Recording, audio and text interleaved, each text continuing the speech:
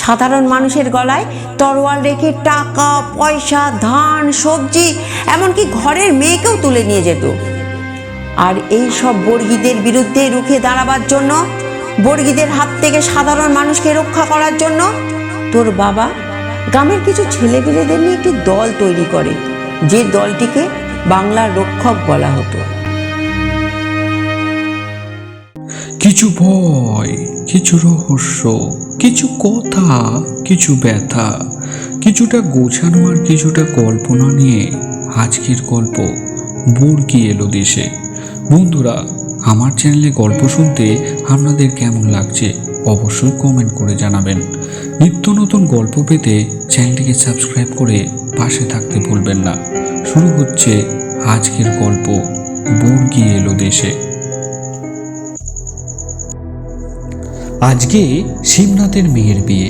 বাড়ি ভর্তি আত্মীয় স্বজন ও লোকজনের কোলাহল। শিবনাথের মেয়ের নাম হলো বিমলা। বিমলাকে জন্ম দিতে গিয়ে বিমলার মা মারা যায়। শিবনাথই বিমলাকে কুলে পিঠে করে মানুষ করেছে। কখনোই বিমলাকে মায়ের অভাব বুঝতে দেয়নি শিবনাথ। শিবনাথের মা হলেন কমলা দেবী। শিবনাথের স্ত্রী মারা যাবার পর কমলা দেবী বারবার তার ছেলেকে নতুন বিয়ে করার কথা বলেছিলেন, কিন্তু শিবনাথ তার নিজের স্ত্রী লক্ষ্মীকে এতটাই ভালোবাসত যে তার ভালোবাসার মানুষটার জায়গায় অন্য কোনো মেয়েকে জায়গা দিতে পারেনি। বিমলাকে বড় করে তোলার পিছনে তার ঠাকুমা কমলা দেবীর গুরুত্ব বাদ দেয়া যায় না। শিবনাথের বউ মারা যাবার পর সংসারের সব ঝুঁকি ঝামেলা এসে পড়ে কমলা দেবীর ওপর। তারপর আবার দুধের একটা বাচ্চা শিশু। সব কিছু দায়িত্ব নিয়ে কমলা দেবী শক্ত হাতে তার সংসারের দড়ি টেনে ধরেছিল। এই ছোট্ট শিশুকন্যাটিকে ছোট থেকে বড় করে তুলে আজ বিয়ের পিঁড়িতে বসিয়েছেন এই কমলা দেবী। কমলা দেবী নিজে হাতে বিমলাকে চন্দনের টিপ দিয়ে লাল বেনারসি পরিয়ে তার নিজের বিয়ের গহনা দিয়ে সাজিয়েছেন তার একমাত্র নাতনি বিমলাকে। ফর্সা ছোট্ট মুখ, মাথা ভর্তি কালো চুল, লাবণ্যময় চোখ, ফর্সা লাল ঠোঁট, হাসলে পরে গালে টোল পড়ে। হাসির মাঝে সামনের গজ দাঁতটা দেখা যায়, তাতে বিমলার লাবণ্য আরও ফুটে ওঠে। একদম লক্ষ্মীমন্ত মেয়ে বলতে যা বোঝায় তাই হলো বিমলা। সকাল থেকে বড় ব্যস্ত শিবনাথ। আজ তার মেয়ের বিয়ে বলে কথা।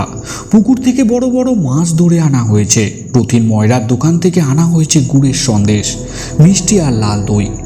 গাঁদা ফুলের মালা ও আলপনা দিয়ে বাড়িটিকে ভালোভাবে সাজানো হয়েছে।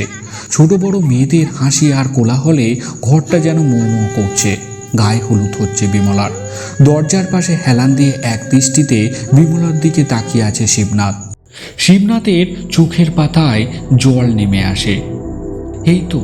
এই তো কয়েক বছর আগে আমার মেয়েটা বাবা বলে ডাকতো। নূপুর পরে আমার সারা বাড়ি ঘুরে বেড়াতো। সুর করে ঠাকুমার শেখানো সরাগুলো বলতো। আজ আমার মেয়েটা কত বড় হয়ে গেল গো। মেয়েটা আজ পরের বাড়ি চলে যাবে। মাঠের কাজ ছেড়ে আমি যখন বাড়িতে আসবো, বিমলা বিমলা বলে ডাকলেও সাড়া পাওয়া যাবে না আর মেয়েটার। ঘটি ভর্তি জল, গামছা আর মুড়ি বাতাসা দিয়ে কেউ হাতের কাছে এগিয়ে দিতে আসবে না। আমাকে আর কেউ মিষ্টি মুখে কেউ শাসন করবে না। শিবনাথের এই সব ভেবে মনটা কেমন যেন ভারী হয়ে যাচ্ছিল। নিজের অজান্তেই চোখের পাতা জলে ভিজে এসেছিল তার।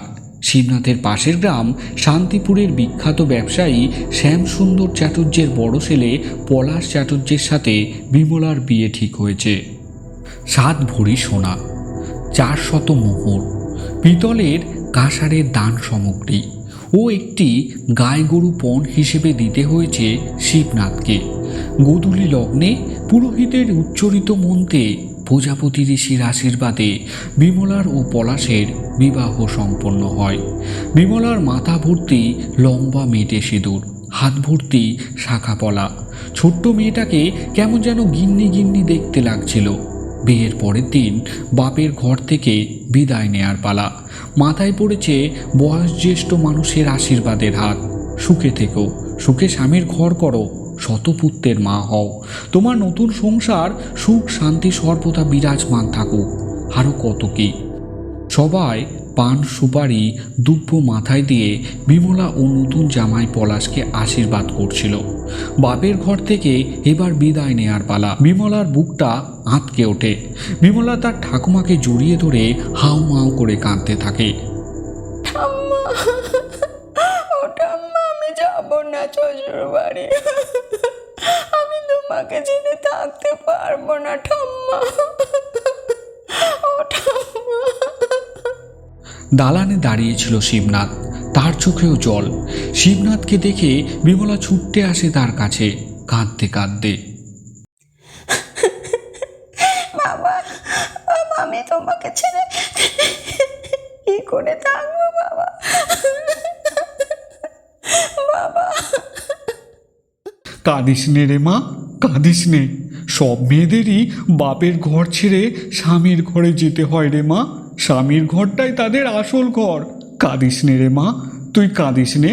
জামাই বাবা জীবন, আমার মেয়েটাকে একটু দেখো। ওকে আমি তোমার দায়িত্ব দিলাম বাবা, তুমি ওকে একটু দেখো বাবা। পলাশের হাত ধরে বিমলা তার বাপের ঘরের চৌকাঠ পেরিয়ে স্বামীর ঘরে প্রস্থান করে। বিমলা পালকিতে উঠে বসেছে। পালকির পেয়াদা পালকি তুলে এগোতে থাকে। ফুলে সজ্জিত ঘোড়ার পিঠে চেপেছে বিমলার বর পলাশ। খুব ধীর গতিতে পালকির সঙ্গ দিয়ে পলাশের ঘোড়া এগিয়ে যাচ্ছে বিমলার গ্রাম ছেড়ে। বরযাত্রীর দল গ্রামের মধ্যে দিয়ে চলার সময় তাদের দেখার জন্য গ্রামের অগণিত মানুষের ভিড় জমেছে। বরযাত্রীর দলের প্রথমে রয়েছে ঘোড়ার পিঠে চেপে বর, আর তার ঠিক পিছনেই আসছে কনের পালকি। পালকির পিছনে কিছু আত্মীয় স্বজন হেঁটে আসছে, আর আত্মীয় স্বজনের পিছনে সানাই বাজাতে বাজাতে আসছে কিছু সানাই বাদক। আর তার ঠিক পিছনেই আসছে একটা গরুর গাড়ি। তাতে বিমলার বাবার দেয়া পণ সামগ্রী, মিষ্টান্ন দ্রব্য ও কিছু খাবার দাবার রয়েছে। আর সবশেষে বিমলার বাবার দেয়া সেই গাই গরুটির গলায় দড়ি দিয়ে টেনে নিয়ে যাচ্ছে এক ছোকরা। বরযাত্রীর দল গ্রামের পর গ্রাম পেরিয়ে এগোতে থাকে শান্তিপুরের দিকে। বিমলার বাপের বাড়ি থেকে শ্বশুর বাড়ির দূরত্ব প্রায় 2 থেকে 3 কোষ কিলোমিটার। যেতে যেতে প্রায় হয়তো বিকেল গড়িয়ে যাবে। তারা সেই সকালবেলায় বেরিয়েছে। হাঁটতে হাঁটতে সকাল পেরিয়ে দুপুর ঘনিয়েছে। রাস্তায় চলতে চলতে বরযাত্রীর দল একটা বটগাছের তলায় দাঁড়িয়ে এবেলার খাওয়া দাওয়া ছেড়ে নিয়েছে। গরুর গাড়িতেই তাদের খাবার দাবার আগে থেকেই মজুত করা ছিল। বরযাত্রীর দল গ্রামের পর গ্রাম পেরিয়ে সাগর দিঘির পাড় দিয়ে তারা বলয় মাঠে এসে পৌঁছায়। এই মাঠটি একদম নির্জন। চারিদিকে শুধু বড় বড় গাছ, উঁচু নিচু রাস্তা। বৃষ্টির জল পড়ে নিচু মাটিতে জল জমে রয়েছে। ধান জমিগুলিতে ধান কেটে নেওয়ার পর ন্যাড়া জমিতে মাঠের দূর প্রান্তের দিকে তাকালে যেন মনে হয় মাঠের শেষ সীমানায় যেন আকাশটা মিশে গেছে। মাঠের পাশ দিয়ে কোলা ব্যাঙ, গঙ্গা ফড়িং আর সাদা বকের ডাক ভেসে আসছে। মাঝে মধ্যেই বড় বড় গাছের মাথায় বসে থাকা কাক আর শকুনের ডাক মাঠের নির্জনতাকে ভেঙে কেমন যেন ভয়ঙ্কর করে তুলছে। মাঝে মধ্যেই উড়ন্ত বাতাস একটা পচা গলা মাংসের গন্ধ বয়ে নিয়ে আসছে। ঠিক এই সময় ওই বরযাত্রীদের পিছনে কিছু 10-15 জন লোকের ভিড় দেখতে পাওয়া যায়। ওই 10-15 জন অগন্তুক লোকগুলো বরযাত্রীর পিছন পিছন আগোছালোভাবে এগোতে থাকে। ওই অগন্তুক লোকগুলোর বেশভূষা একটু আলাদা ধরনের। তাদের মুখের ভাব, হাঁটা চলার আদব কায়দা সাধারণ মানুষের মতো নয়। বিশেষ করে তাদের চোখগুলো যেন কেমন ক্ষুধার্ত নেকড়ের মতো। ওই অগন্তুক লোকগুলোর মধ্যে কেউ কুঞ্জুনি বাজে হরিনাম করছে, কেউ বা ভিখারি, কেউ বা মাথায় লাল পাগড়ি পরে পায়ে নাকড়া জুতো পরে একটু বাবু বাবু সাজ। আবার কারোর হাতে রয়েছে ঝ্যাঁটার বালতি, দেখে বোঝা যায় ম্যাথর হবে হয়তো। কারোর শ্বাস পোশাক মিষ্টির দোকানের ময়রার মতো। সবারই পোশাক পরিচ্ছদের ভিন্নতা লক্ষ্য করা যায়, কিন্তু তাদের চোখের চাউনি সবার একই রকম। আগন্তুক লোকগুলো একের পর এক বরযাত্রীর দলের ভিতরে আস্তে আস্তে ঢুকে যাচ্ছে। লাল পাগড়ি পরা লোকটি রয়েছে সবার আগে, আর সবার শেষে রয়েছে ছ্যাঁটা বালতি নিয়ে ওই ম্যাথর লোকটি। প্রতিটি বরযাত্রীর লোকের ঠিক 1 থেকে 2 হাত দূরত্বে ওই আগন্তুক লোকগুলো দাবার ঘুঁটি সাজানোর মতো নিজের জায়গা নিয়ে নিচ্ছে। বরযাত্রীর লোকগুলোর হাঁটার গতি অনুসরণ করে 1 হাত দূরত্ব রেখে প্রতিটি বরযাত্রীর মাথা পিছু এক একটা আগন্তুক লোক বরযাত্রীর পিছন পিছন হাঁটতে থাকে। ওই মাথায় পাগড়ি পরা লম্বা লোকটি ঘোড়ায় বসে থাকা বরের পিছন পিছন হাঁটতে থাকে। এইভাবে কিছুক্ষণ বরযাত্রীর দলকে অনুসরণ করে চলার পর সব থেকে সামনে থাকা লোকটি, যার মাথায় লাল পাগড়ি রয়েছে, সেই লোকটি রাস্তা থেকে একটা পাথর তুলে নেয়। তাকে দেখা দেখি সমস্ত আগন্তুক লোকগুলো রাস্তা থেকে পাথর বা ঢিল হাতে তুলে নেয়। তারপর ওই পাগড়ি পরা লোকটি হাতের আড়াল করে ঢিলটি তার পাগড়ির কাপড়ের শেষ প্রান্তে খুব শক্ত করে গিঁট বাঁধতে থাকে। আর সেই পাগড়ি পরা লোকটিকে অনুসরণ করে ছদ্মবেশী আগন্তুক লোকগুলো কেউ গামছায়, তো কেউ লাল কাপড়ে, কেউ বা গলায় ঝোলা ছোট্ট ধুতি কাপড়ে ওই লাল পাগড়ি পরা লোকটির ন্যায় খুব শক্ত করে তাদের কাপড়ে ঢিল বাঁধতে থাকে। সবশেষে যে ম্যাথর লোকটি যাচ্ছিল, সেই লোকটি বালতির তলদেশে একটা পাথরের টুকরো দিয়ে 3 বার শব্দ ইশারা করে।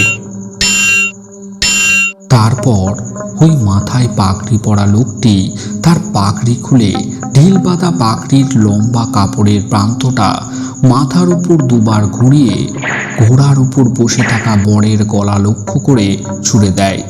লম্বা কাপড়টা ছ শব্দ করে বরের গলায় সাপের মতো জড়িয়ে যায়। তারপর এক হ্যাঁচকা টান, ঘোড়া থেকে বর মাটিতে ছিটকে পড়ে। গলার হাড় এক হ্যাঁচকা টানে ততক্ষণে 2 টুকরো হয়ে গেছে।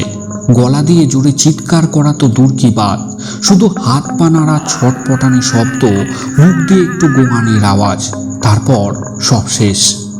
লাল পাগড়ি পরা লোকটির ন্যায় বরপক্ষের সমস্ত লোকের একই পরিণত করে ওই আগন্তুক লোকগুলো। গরুর গাড়ির চালক এই সব কাণ্ড দেখে ঠগি ঠগি বলে চিৎকার করে গরুর গাড়ি ফেলে চলে যায়। যে পালকিতে বিমলা কোণে সেজে বসেছিল, সেই পালকির পালকি বাহকগুলো প্রাণ বাজাতে পালকি নামিয়ে কোথায় বেপাত্তা। বিমলা পালকির ভিতরে থাকায় বাইরের পরিস্থিতি সে বুঝতে পারেনি। বিমলা পালকির বাইরে এসে দেখে তার স্বামী কাদা মাটি মেখে মাটিতে মুখ থুবড়ে পড়ে আছে। বিমলা মাথা ঘুরিয়ে এদিকে ওদিকে চেয়ে দেখে বরযাত্রীর সকল মানুষ একইভাবে মাটির মধ্যে তার বরের মতন মাথা গুছড়ে পড়ে আছে, নড়ছেও না, চড়ছেও না।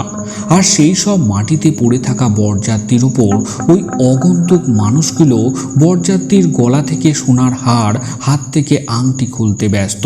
বিমলা দৌড়ে যায় তার স্বামীর দেহটির কাছে। বিমলা দেখে তার স্বামীর চোখ ঠিকরে বাইরে বেরিয়ে এসেছে, মুখটা হাঁ করে খোলা, ঘাড়টা বেঁকানো। বিমলার বুঝে নিতে অসুবিধা হয় না যে তার স্বামী আর বেঁচে নেই। বিমলা আর্তনাদ করে চিৎকার করে কেঁদে ওঠে। বিমলা তার স্বামীর বুকে মাথা ঠোকে। বিমলার কান্নার আওয়াজ ওই বলাই মাঠের নিস্তব্ধতা চিরে বেরিয়ে আসে।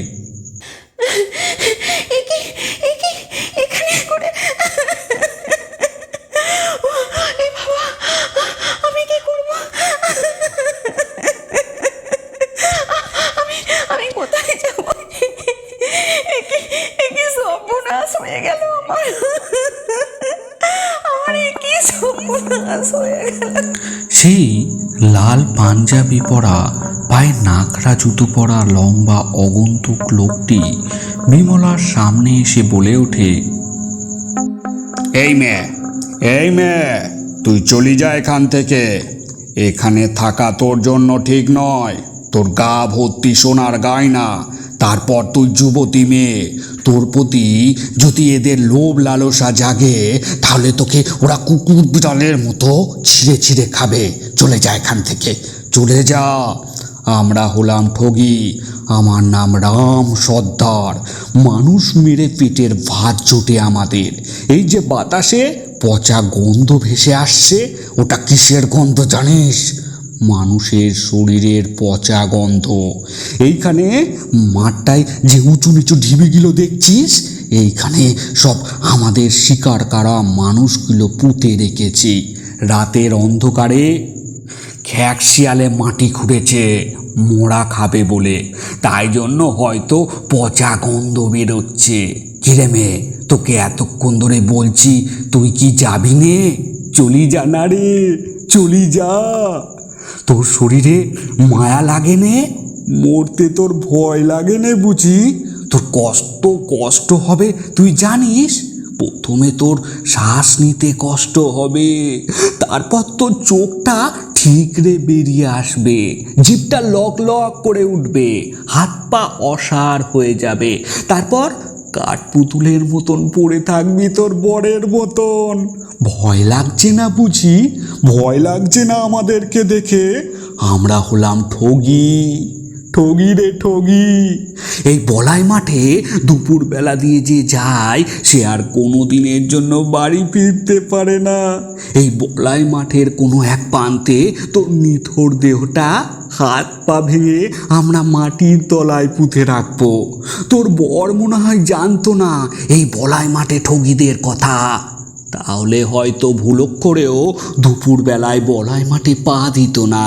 কিরে, এত কিছু শোনার পরও তোর ভয় লাগছে না? তুই মরতে চাস?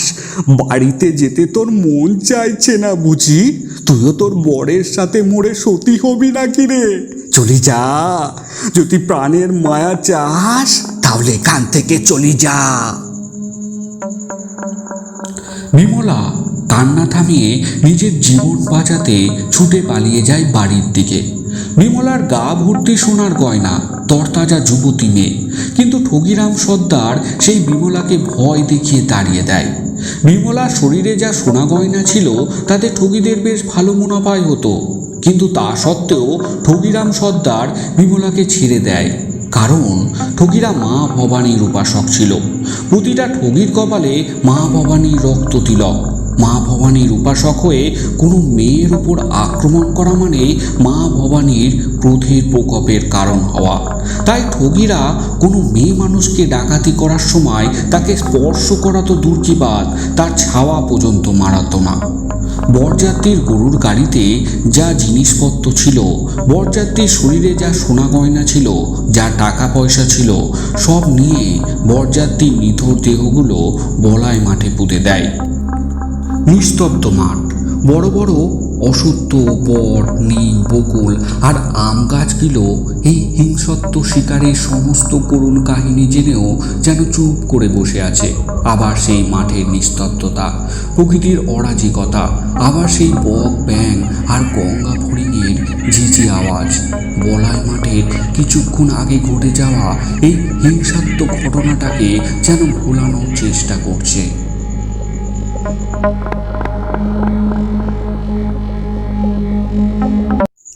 এর ঠিক একদিন পর নদীর ঘাটে শিবনাথ মাথায় গায়ে সর্ষের তেল ডলে নদীতে স্নান করতে যাবে বলে জলে নামতে যাচ্ছে। হঠাৎ তার চোখে পড়ে নদীর জোয়ারের জলে একটা মেয়ে মানুষের শরীর ভেসে আসছে। জলে ভেসে আসা মেয়ে মানুষটার শরীরে কোনো কাপড় নেই, উলঙ্গ শরীর, মাথার এলো চুলে তার মুখটা ঢাকা। মেয়ে মানুষটা বেঁচে আছে কিনা দেখার জন্য শিবনাথ নদীর জলে ঝাঁপ দিয়ে সাঁতরে ওই মেয়ে মানুষটার দেহটা ঘাটে তুলে নিয়ে আসে। তারপর ওই মেয়ে মানুষটার উলঙ্গ শরীরে কোমরে বাঁধা গামছাটা চাপা দেয়। মেয়ে মানুষটার মুখ থেকে এলো চুলগুলো ছড়িয়ে মেয়ে মানুষটার মুখের দিকে তাকাতেই আঁতকে উঠে চিৎকার করে কুকড়ে কেঁদে ওঠে শিবনাথ। এ বাবা, এ কি দেখছি আমি, এ কি দেখছি আমি, এ ভগবান, এ ভগবান, এ ভগবান, এ কি সর্বনাশ হলো আমার। বিমলা, বিমলা, চোখ খোল বিমলা, বিমলা মা চোখ খোল। আমি তোর হতভাগা বাবা রে, আমি তোর বাবা। বিমলা চোখ খোল মা, এই পরশু তোর বিয়ে হয়েছে, আজ তোর বউ ভাত, আর আজ তোর এ কি অবস্থা হলো মা? বিমলা তুই একবার বল, তোর এমনি কি অবস্থা করলো বল মা, বল বল না মা, মারে মারে বল, তুই চুপ করে থাকিস নে মা। বিমলা, বিমলা কথা বল মা, বিমলা তুই কথা বল, বিমলা কথা বল, বিমলা তুই কথা বল। শিবনাথ বিমলার হাতের নাড়ি টিপে দেখে বিমলার নাড়ির কোনো স্পন্দন নেই, মানে বিমলা মৃত। শিবনাথ পাগলের মতো এক অসহায় বাবা মেয়ের এই করুণ পরিস্থিতিতে নদীর ঘাটে বসে হাউমাউ করে কাঁদতে থাকে। বিমলার শরীরে কোনো কাপড় নেই, শিবনাথের গামছাটা দিয়ে বিমলার বিবস্ত শরীরটা ঢাকা।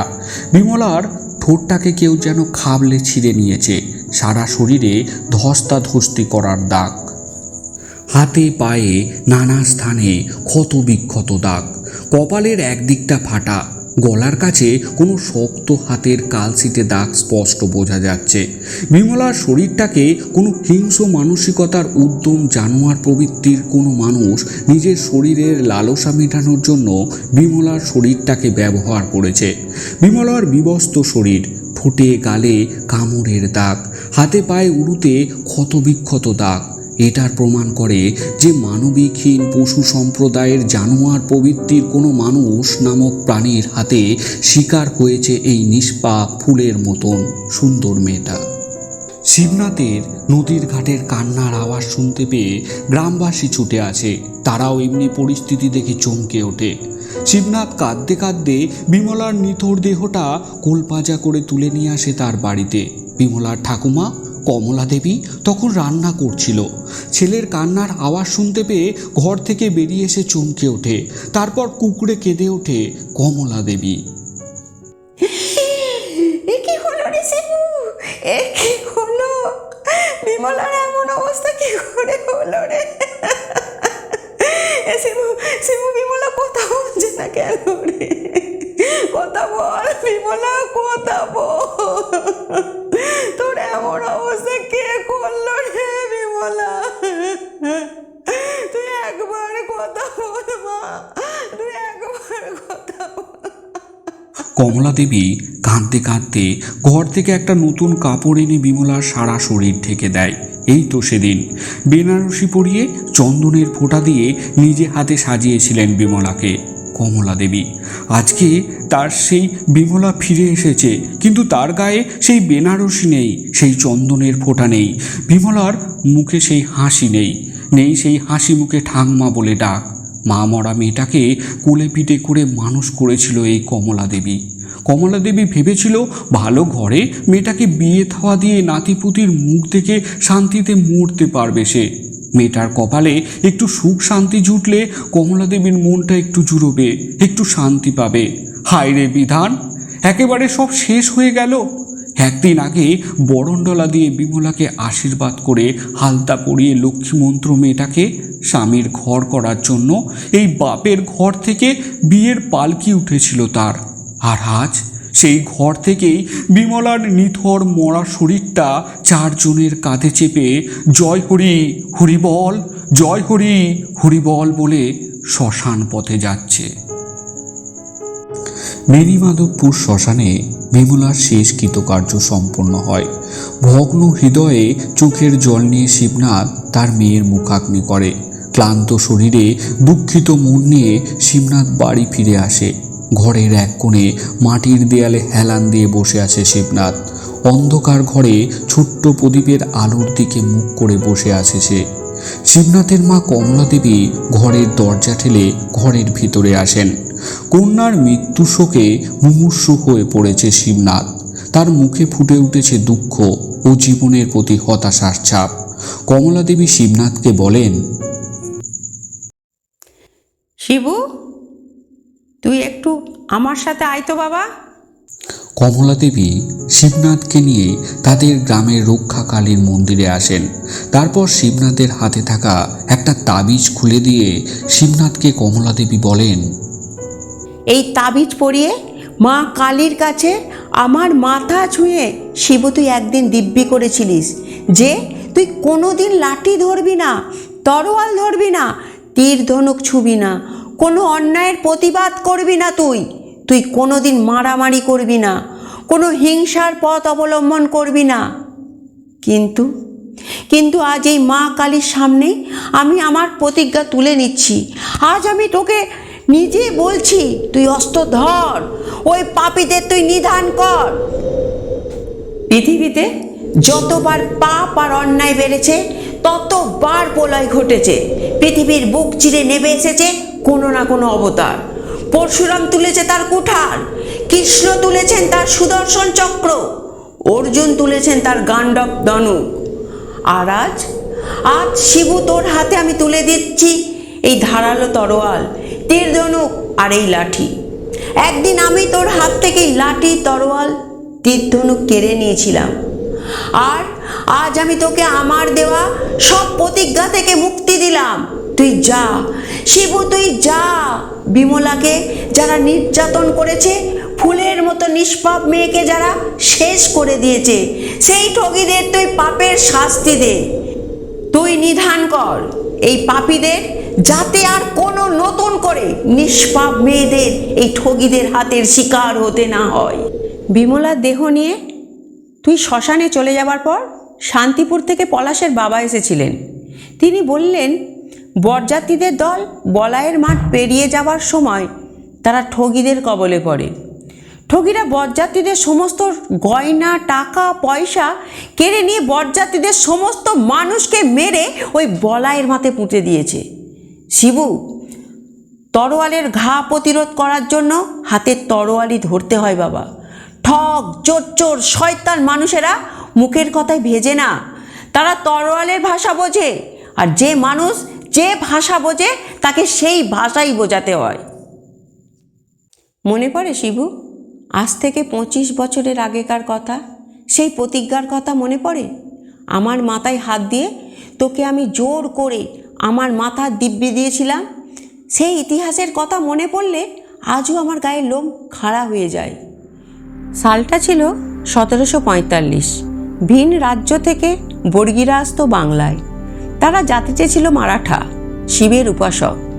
তারা ঘোড়ার পিঠে চেপে বাংলায় এসে লুটপাট চালাতো। তাদের হাত থেকে ঘরের বউমেয়েরাও নিষ্কৃতি পেতেন না।